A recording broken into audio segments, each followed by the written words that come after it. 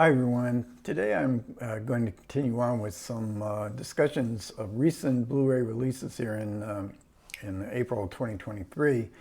So today I'm going to talk about a Kino Lorber release, Making Mr. Right. This is a movie from 1987. It stars John Malkovich and Magnuson, and it's directed by Susan Seidelman. And we do actually have a slipcase from Kino Lorber. It's the exact same artwork. Making Mr. Right is a sci-fi comedy. It's about a robot who has been created to go into outer space in a 7-year mission.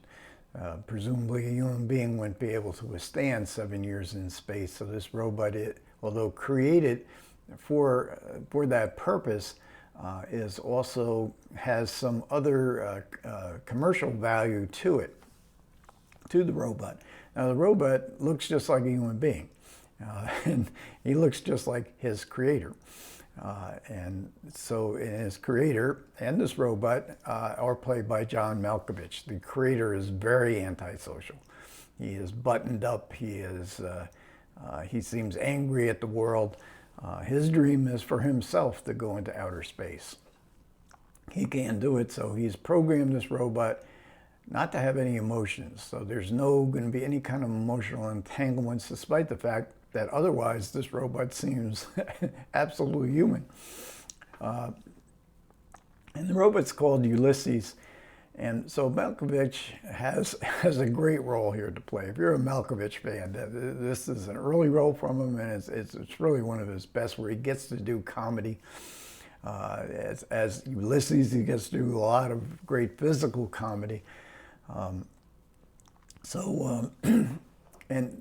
I mentioned that there are commercial elements to Ulysses, in that the company who has financed this scientist's project envisions that there will be other Ulysses, and that would be used in domestic situations. Every family is going to want a Ulysses, in other words, but they need more funding, so they hire Ann Magnuson, playing a public relations high-profile person, to sexy up, make it more sexy, make commercials, and have a public relations program that everybody would want their own Ulysses. And Magnuson having involved in a very messy romantic relationship.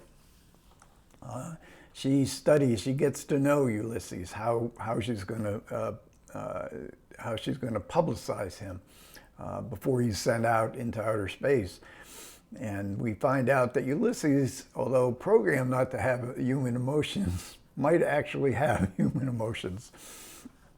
So we get Malkovich with doing, like I say, very much physical comedy play. Sometimes there's the split screen. This is pre-computer programming days, so effects. So these are primitive scenes. In the commentary, Susan Seidelman describes how difficult it was to film these split screen scenes, where Malkovich is acting against himself, but of course being filmed in two different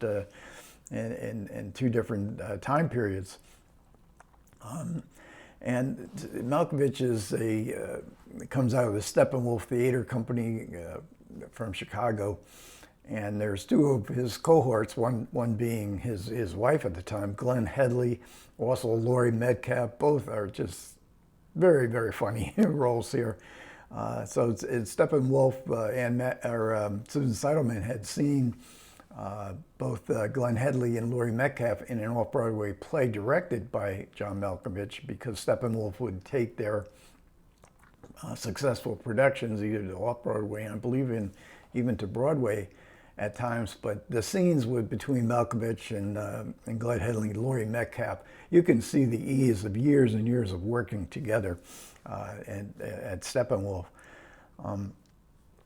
Now, Ann Magnuson, she came from the East Village scene, artistic scene of the 1980s in New York City.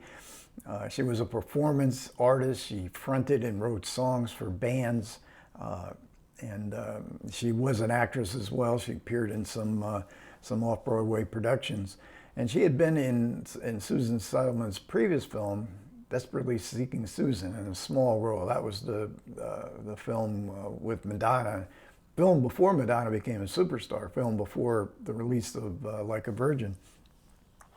But the success of that film gave Susan Seidelman a 3-picture contract with Orion Studios. That almost unheard of in the 1980s for a woman director. So she was left, because of the success of Desperately Seeking Susan, she was left with pretty much to do what she wanted to do. She was left alone, and she was left alone too because they filmed in Miami, Miami Beach. So they were far away from the two coasts, and it was her previous 2 films, Smithereens was her debut film, were set in New York City, and of course the Steppenwolf from the Midwest. So it was a fun adventure for everybody they all loved it down there in Miami in the mid 1980s. Very different look. This is the same time as Miami Vice, but a very different look to this film than what Miami looked like in Miami Vice.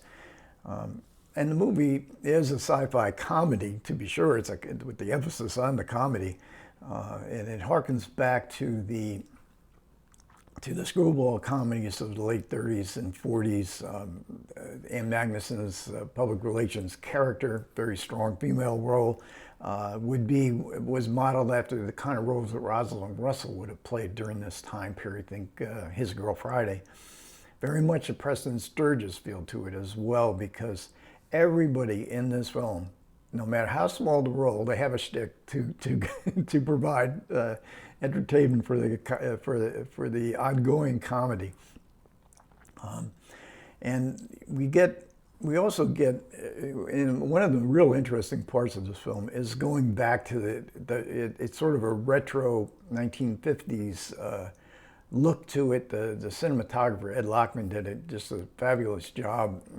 He modeled his style here after Technicolor comedy movies of the 1950s. There's also a scene where Ann Magnuson is driving her car, and she passes a billboard with the Parent Trap on the billboard, the marquee. And Parent Trap being a double, Daily Mills playing 2 parts, and also being that kind of Disney kind of feel to this, to Making Mr. Right, that retro feel from those kind of Disney comedies. We also get Polly Bergen, who was in some of those 1950s, early 60s Technicolor comedies.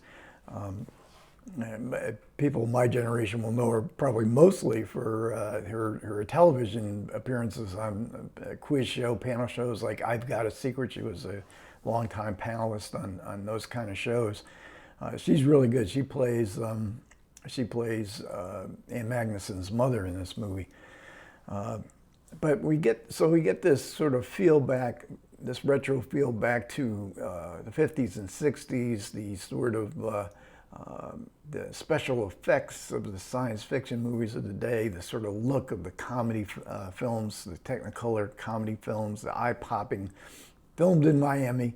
So we have a sun-drenched atmosphere.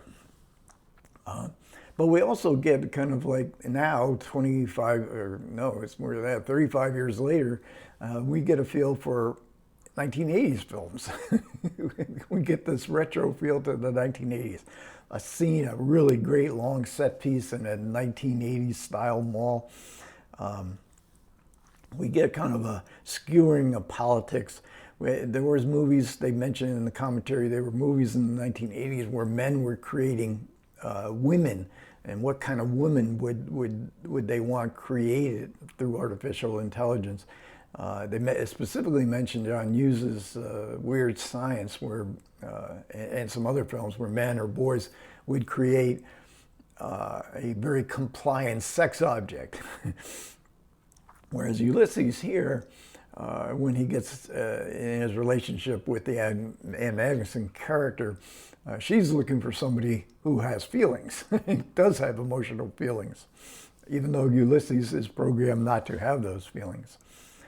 And then also as part of the retro feel to the film is Ann Magnuson's car. She drives around in a bright red Corvair, Chevrolet Corvair convertible. Now this was the famous car that Ralph Nader skewered in his book on Safe at Any Speed. The Corvair was the object of a car that was unsafe. And Ann Magnuson says when she was learning to accustomed to driving the car, she could feel it, because when she'd go around a turn, she said, I almost felt like we were going to turn over. So overall, this is a very funny movie. Kino Lorber, I think, has done a great job not only in bringing us back to bringing it back to the attention of the public, but also in the commentary that it commissioned here with Susan Seidelman and Ann Magnuson. It's a really terrific commentary from 2022. So they're looking back in their memories. Ann Magnuson in particular is really good at describing her experiences on the film, but also that when she's found that younger people watch this film, they really latch onto it. They really see things that were not seen in 1987, because this making Mr. Right was not a success. It wasn't a commercial success and even a critical success, although Roger Ebert did give it 3.5 stars. But so new fans are discovering this film. And there's also separate interviews with Susan Seidelman and Magnuson as well. And if that's not enough, the film ends, and Ann Magnuson, it ends with a pop song that Ann Magnuson is an all-time favorite. It's one of my all-time favorites too, and the credits, and it's so appropriate to the ending of this film. It's the Turtles' Happy Together. So overall, an overlooked movie. I think a lot of people are going to discover this film, rediscover it and discover it, and find it a very delightful, in some ways, a very subtle film, especially the ending. How do you want to interpret the ending of Making Mr. Right? Okay, thanks a lot for everybody who managed to listen. I do appreciate it. Comments are welcome. Take care.